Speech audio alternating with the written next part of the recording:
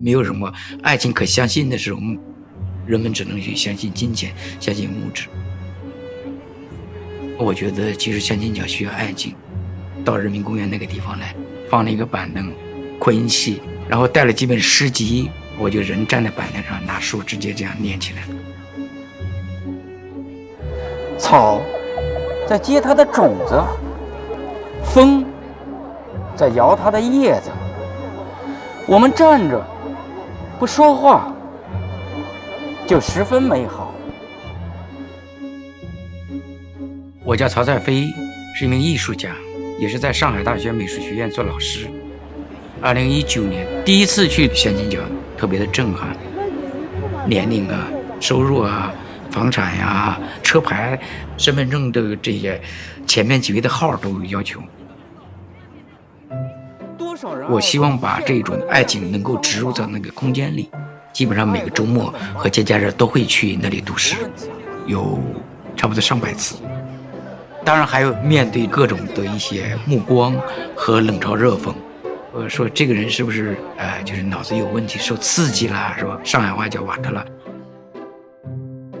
我看到他们征婚广告在那地上，我也是打印了很多诗，更多的人过来围观，他们会拿起来念。但是后来市容管理的过来，那他就要把我这个收走，也就是说爱情诗不能放在地上，但是相亲广告可以放，让人觉得一种啼笑皆非的一种感觉。你是天真。大概读了3-4个月，大爷大妈们他们开始接纳了我，甚至也有的人他们自己主动上来念诗。那鱼小的一潭，不是清泉，是天上的虹。我们有一个同事也知道，包括退休的老师，还有一些在校的学生开始参与起来。夜店美术馆也开始邀请我到他们那去读诗。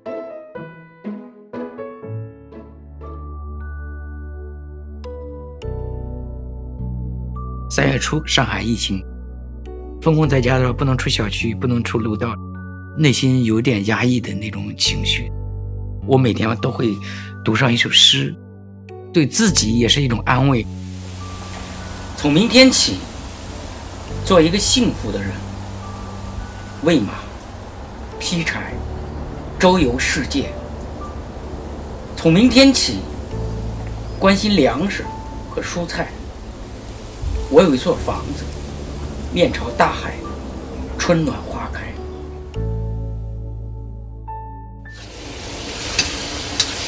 因为每天会烧菜嘛，和锅碗瓢勺打交道，那个时候我的画框已经用完了，又画在一些锅上，画一些菜板上。邻居觉得很稀奇，又给了我2把菜刀。那时候其实蔬菜是相对比较稀缺的，土豆已经发芽了，该扔还是不扔，非常的纠结，甚至把头都想秃掉了。用刀切菜，特写的那个场面，又小心翼翼的，我到底应该切多少？手里面抓了几个鸡蛋举在空中，挺危险的，你又担心又不够自己的生活。